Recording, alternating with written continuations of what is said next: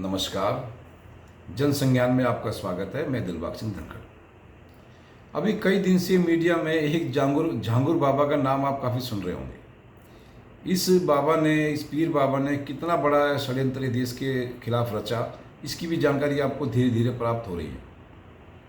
साथ ही आपको ये भी पता चल रहा होगा कि कैसे एक साइकिल से घूमने वाला तांत्रिक बाबा फ्लाइटों में सफ़र करता करता हजारों करोड़ रुपए की संपत्ति का मालिक हो गया। नकली तांबे की अंगूठी बेचने वाला एक बाबा कैसे करोड़पति बिजनेसमैनों को और कैसे एक हिंदू धर्म की जो हमारी बहन बेटियों को अपने मुस्लिम धर्म में परिवर्तन कराने का कैसे वो एक बहुत बड़ा दलाल बन गया। कई विदेशों से उसको बहुत बड़ी फंडिंग होती थी, कई देशों से उसने बहुत मोटा पैसा लिया है। उसमें सबसे पहले पाकिस्तान का नाम आ रहा है, सऊदी का, तुर्की का और यूएई का, यानी कि इन 4 मुस्लिम कंट्रियों से उसके बाद बहुत भरपूर मात्रा में पैसा आया और उसने हमारे देश के अंदर कानून होते हुए भी कानून के खिलाफ जा कर के उसने काम किया और धर्मांतर का कार्य किया। उसने हमारे जो खासकर महिलाओं को वह टारगेट करता था, क्योंकि अंगूठी वगैरह खासकर महिलाओं को ही बेचता था वो साइकिल से घूम घूम के, और उसी को उसने धीरे धीरे अपना ऐसा एक मकड़ जाल बुन लिया कि जो भी महिला उसके संपर्क में आती चली गई, उसने धीरे धीरे उन सबको मुस्लिम बना दिया। उनको वो पैसे भी दिलाता, खुद भी खाता, खुद भी पैसे रखता था।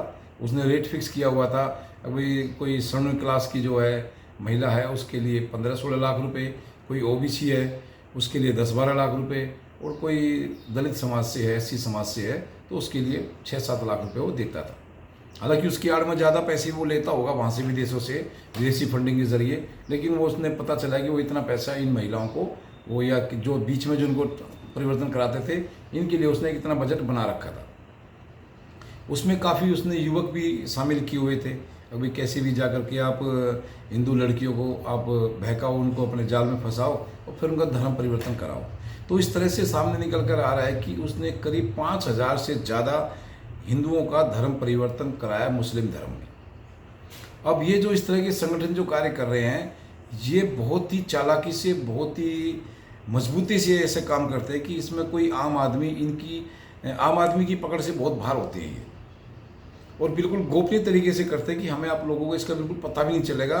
पूरी प्लानिंग इस तरह से करते हैं कि जैसे ये तो बहुत बड़े बाबा हैं और बहुत ही बड़ा पुण्य का काम कर रहे हैं, लोगों को दवाई दे रहे हैं, लोगों को, गरीब लोगों को खाना दे रहे हैं, उनको कपड़े दे रहे हैं, या उनको बहुत तरह से उनकी मदद की जा रही है।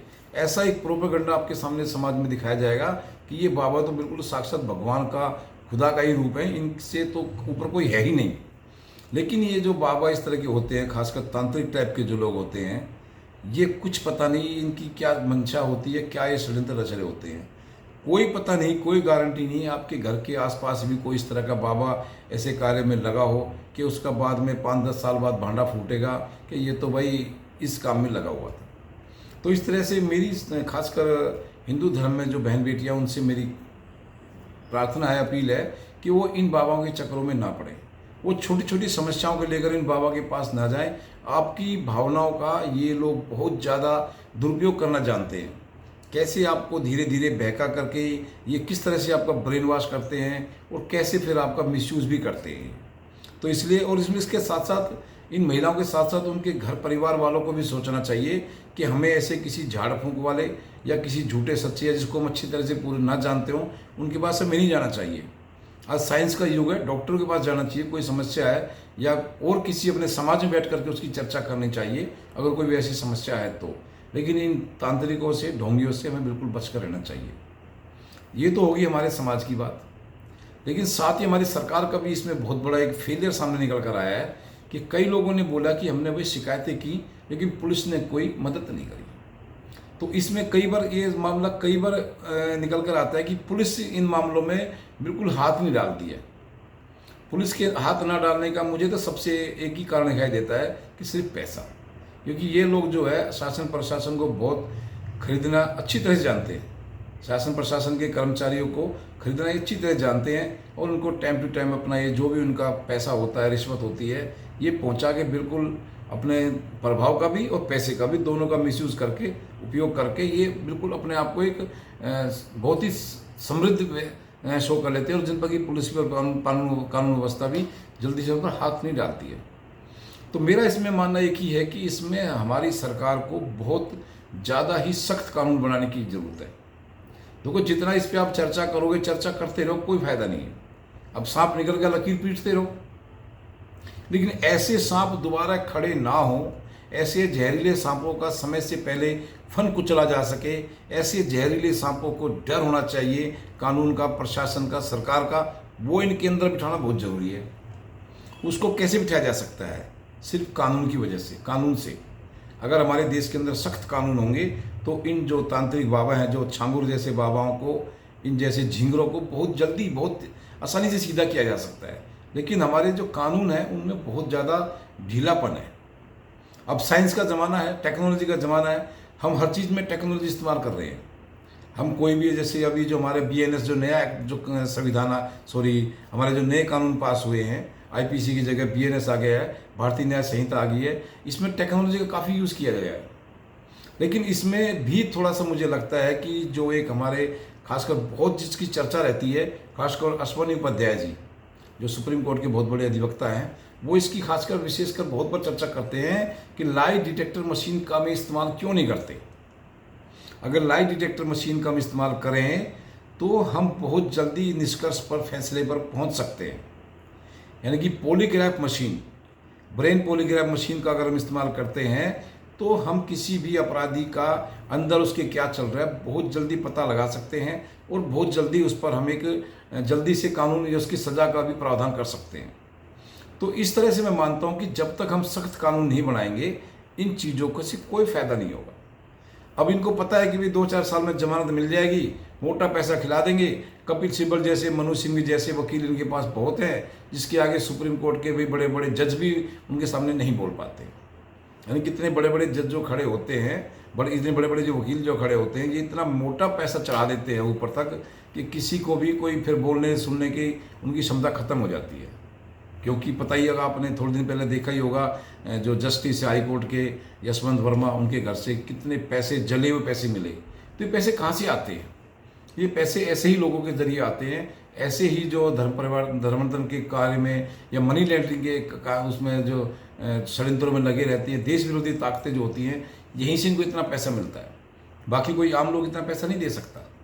तो इसलिए मानना ये है कि जब तक सख्त कानून हमारे देश के अंदर नहीं होगा, ये ऐसे ही फलते फूलते रहेंगे और ऐसे ही हमारे देश के अंदर ये षड्यंत्र रचाते रहेंगे।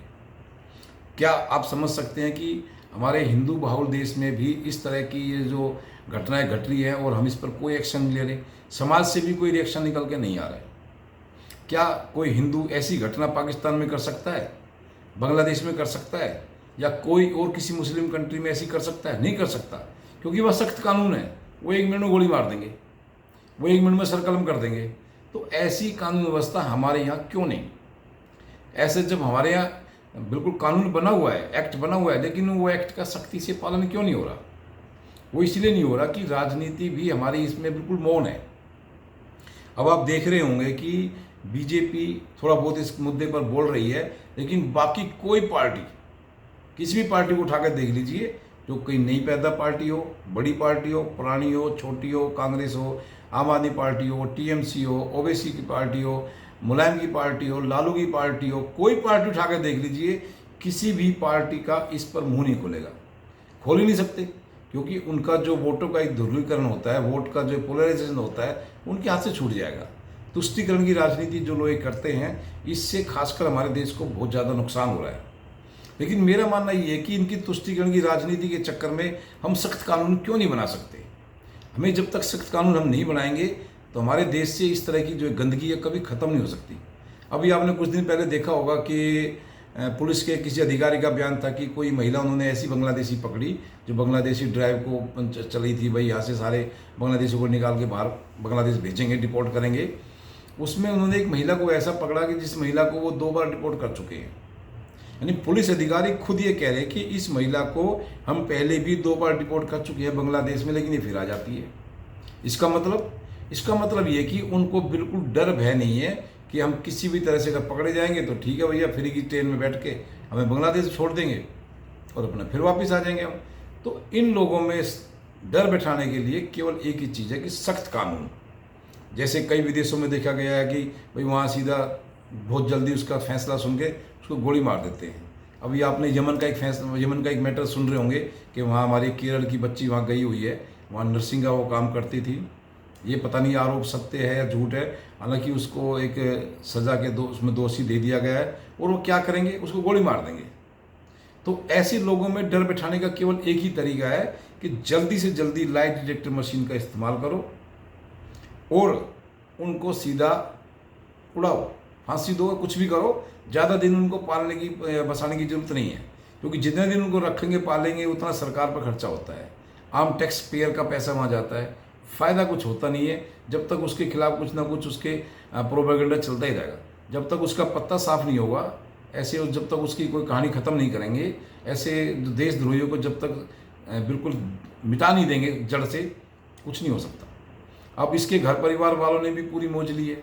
जो झांगुर बाबा है, इसके घर परिवार वालों ने भी कितने, मान ले वो भी विदेशों में घूमे हैं, जिनकी कभी औकात नहीं थी वही टैक्सी हायर करके बैठ सकें, एसी बस की जिनकी औकात नहीं थी, एसी ट्रेन की जिनकी औकात नहीं थी, वो बाई एयर में घूम रहे हैं। बताओ कहाँ से? सिर्फ गलत पैसे से, और जो मनी लॉन्ड्रिंग एक्ट के जो पैसा वो इस्तेमाल करते थे, देश विरोधी ताकतें जो उनके साथ लगी हुई थी, इनका पैसा इस्तेमाल करके वो काम कर रहे थे। तो ऐसे आदमियों से अब किसी भी तरह की, मुझे लगता है कि कोई हमदर्दी दिखाने की जरूरत नहीं है। तो मुझे लगता है कि कानून में बदलाव करके ऐसे लोगों को सीधा गोली मारनी चाहिए। जो ऐसे लोग हमारे देश में जो इस तरह के जो षड्यंत्र रच रहे हैं, इनको खुली छूट ना दे करके, जहां हमने 10-20 को टपकाया, 10-20 को जहां गोली से उड़ाया या किसी भी तरह से उनको ख़त्म किया, इनकी अकल ठिकाने आ जाएगी और ये बिल्कुल ठीक हो जाएंगे। लेकिन ये जो सख्त नियम है, ये हमारे देश को उठाने पड़ेंगे, हमारी सरकार को इनको फॉलो करना पड़ेगा। लाइट डिटेक्टर मशीन इतनी बढ़िया मशीन आजकल आ गई है, झूठ पकड़ने की मशीन है। कितना भी झूठ बोलेंगे, ये कितना भी कुछ उल्टे सीधे कागज पेश करेंगे, लाइट डिटेक्टर मशीन में अपने आप सच उगल देंगे। साथ में ये भी कानून पास होना चाहिए, जो झूठ बोल रहे उसको ये सज़ा मिलेगी भाई, उसको 10 साल 5 साल की सज़ा दे दो झूठ बोलने वाले को, आधे मुकदमे आधे केस तो अपने आप खत्म हो जाएंगे। और इन जैसे बाबाओं पर भी बहुत बड़ा अंकुश लगेगा। हमारे देश के अंदर एक अगर शांति लानी है तो सख्त कानून से ही शांति आ सकती है, क्योंकि किसी भी देश में, सरकार में, संस्था में, घर में, परिवार में, गांव में अगर सख्त कानून नहीं होंगे तो वो देश, सरकार, संस्था, गांव ज़्यादा दिन चल नहीं पाएगा, उसमें हमेशा कुछ ना कुछ गड़बड़ चलती रहेगी।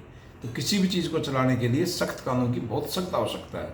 तो ऐसे मामले में मैं यही कहूँगा कि सरकार ने इस पर काफ़ी चर्चा कर ली है, काफ़ी मीडिया में चर्चा हो चुकी है झांगुर बाबा के बारे में। अब सख्त कानून के बारे में चर्चा होनी चाहिए और सख्त से सख्त कानून बनाकर ऐसे देशद्रोहियों को तुरंत ख़त्म कर देना चाहिए। ज़्यादा दिन पालना पोसने की कोई ज़रूरत नहीं है। तो इस तरह से मेरी सरकार से और ख़ासकर अपने समाज से यही है कि ऐसे लोगों के प्रति जागरूक रहें, सचेत रहें। कोई पता नहीं हमारे घर के आसपास भी इस तरह का कोई ढोंगी तांत्रिक बैठा हो और हमारे हिंदू धर्म के ऊपर उसकी आंखें हों कि किस तरह से इनके बच्चों को बहला के, फुसला करके, बरगड़ा करके धर्म परिवर्तन कराया जाए और एक प्रोपेगेंडा चलाया जाए। तो इसमें थोड़ा अलर्ट रहने की बहुत सख्त आवश्यकता है। सरकार से पुनः मांग है कि सख्त से सख्त कानून बनाकर इन लोगों को सख्त से सख्त सजा दी जाए। तो आज की वीडियो में इतना ही। लाइक शेयर सब्सक्राइब करें। आपका बहुत बहुत